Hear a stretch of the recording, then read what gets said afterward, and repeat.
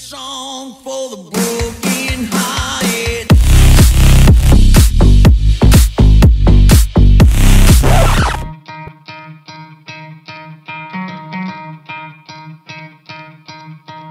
You could try to play, but you're never gonna beat me. Look the other way, what I'm doing ain't easy. Bloody hands stained from the people who deceive me. Muddy hands break through the chains, go free me. Looking for change, looking for pain. Pulling a mob, pushing a train. I'll never stop, stick to a lane. Pick up the pieces and go rearrange.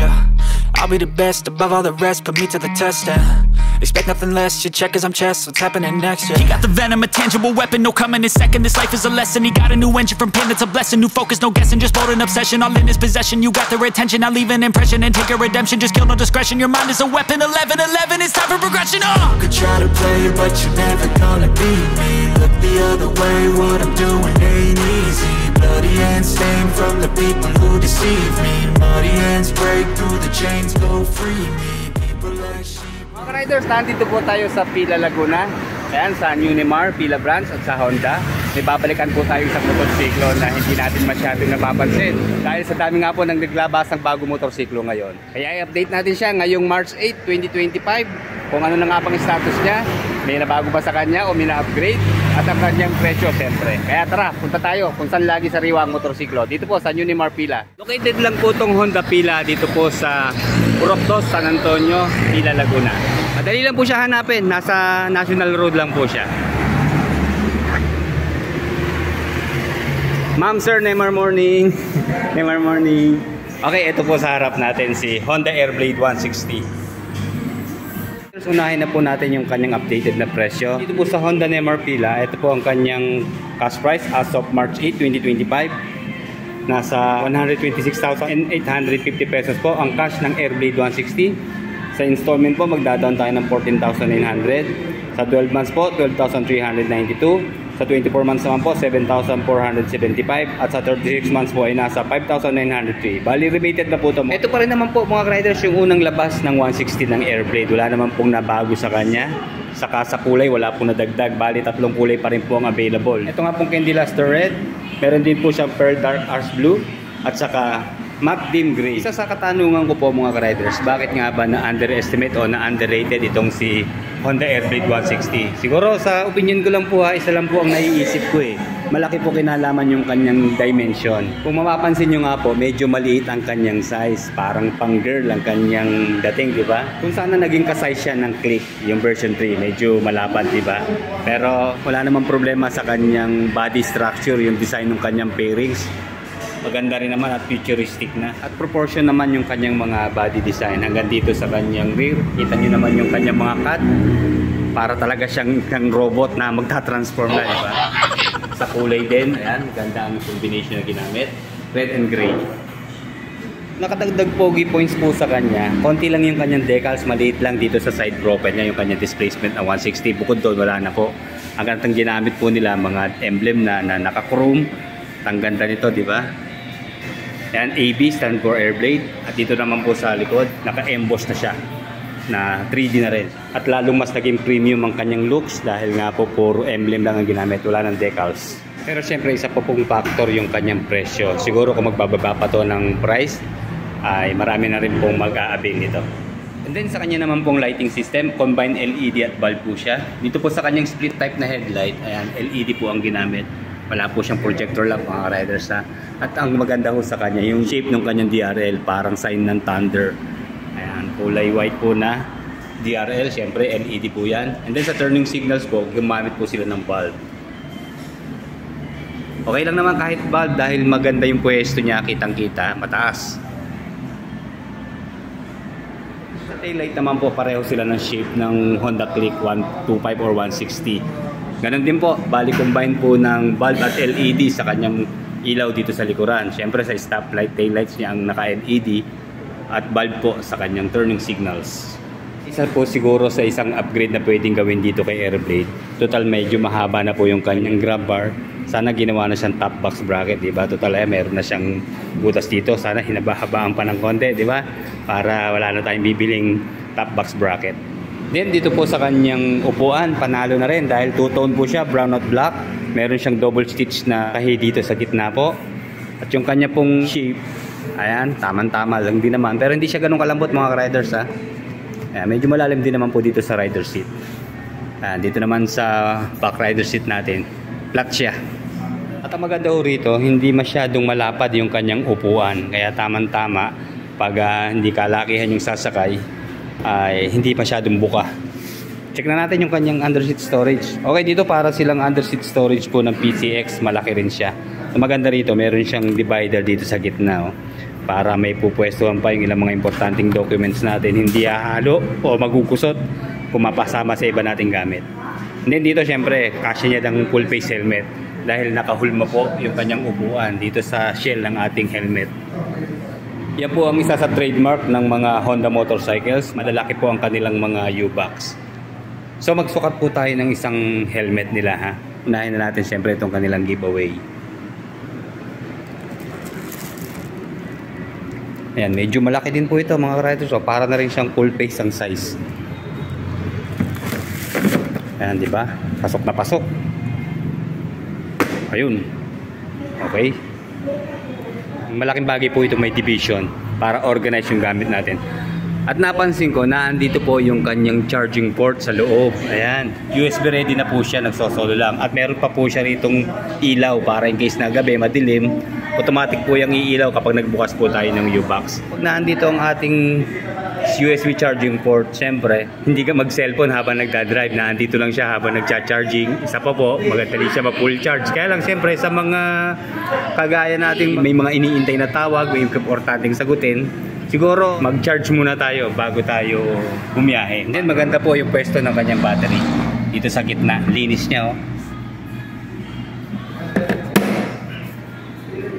Smart keyless system na rin po sa kanyang ignition. Almost the same po ng mga ignition dun sa Click at saka sa ADB PCX. Ayan.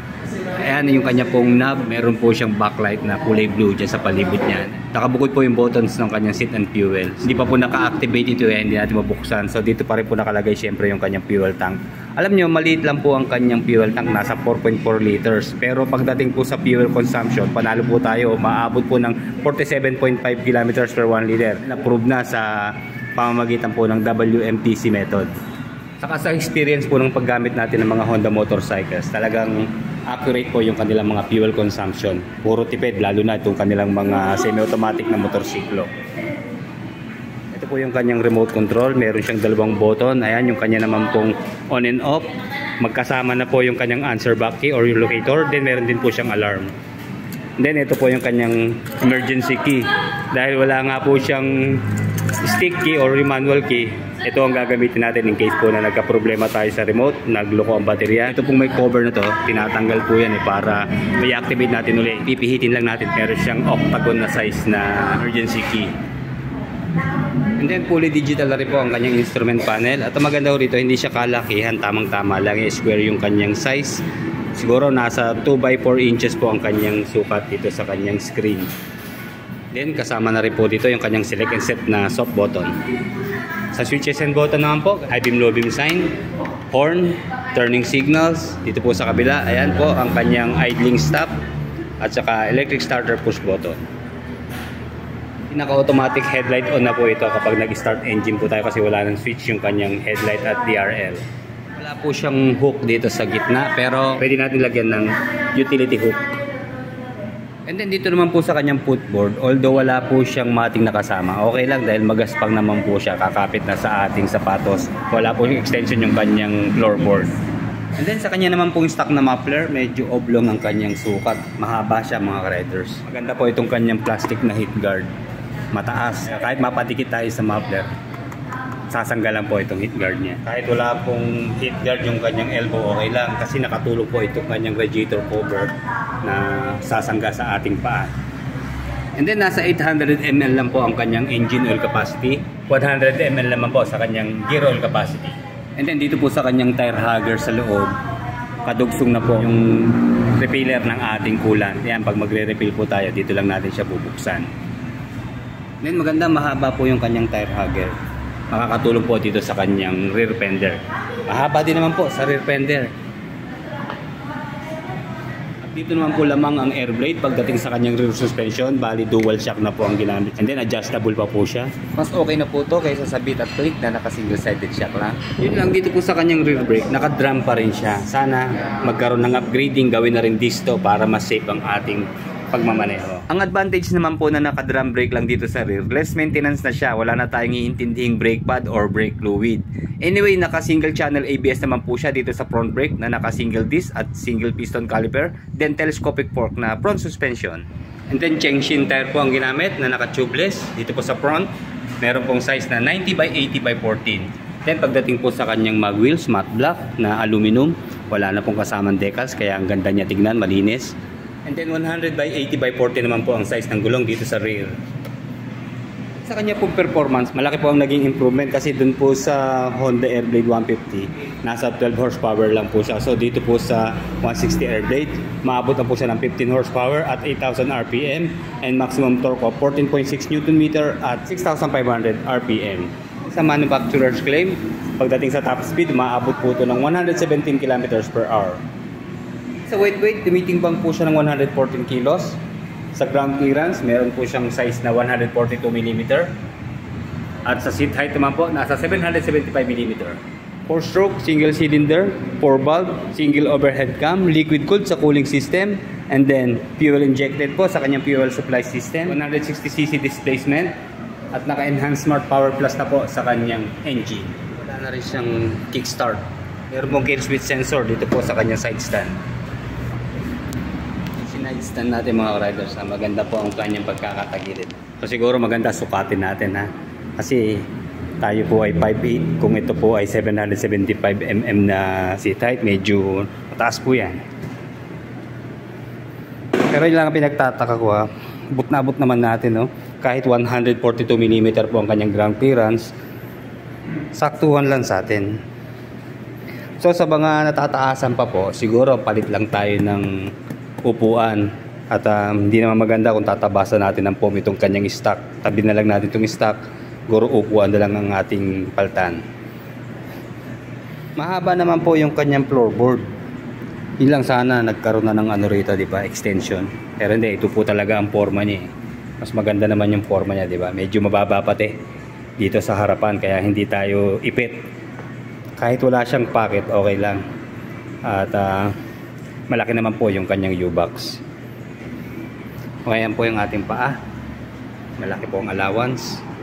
And then sa turning radius po niya, ayan, saktuhan lang. Meron pa rin allowance mga half inch. Oh, siyempre equal siya. Then yung position po ng kanyang manibela, tamang-tama lang, hindi tayo pasubsob. At kitang-kita rin naman natin yung kanyang panel. And then dito naman po sa kanyang rear brake, ayan, kita nyo tumunog oh. Ang lakas po ng response ng kanyang rear brake. Although drum brake lang po yan ha, pero kapit na kapit sa sahig oh. Siguro tamang adjustment lang para mas safe tayo. Ayan, aluminum lang kanya pong brake lever. Then maliit lang yung kanyang manibela, hindi kahabaan kahit may bar end din siya nakasama. Okay, check po natin yung kanyang front brake na disc. Alam niyo, parang mas malakas pa po yung drum brake ano. Pero hindi, ito, nagre-response naman siya. Malakas din naman po yung kanyang braking power. And then sa kanya pong rear suspension, dahil dual shock na po ito, kaya kita nyo, komportable po niya gamitin. No? Ayan, response agad siya pag bounce natin.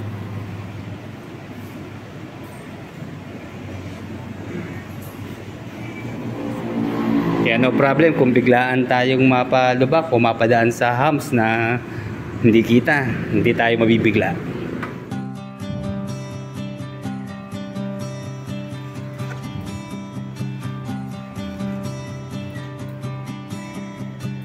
Hear the beating of our hearts. They are calling you to rise from the limits of your world. Oh, with our dreams, we'll carry on. Chase the possibilities. They are endless if you seek. Nothing else can stop us now. Together we ride with one dream. Start your engines with the power of dreams.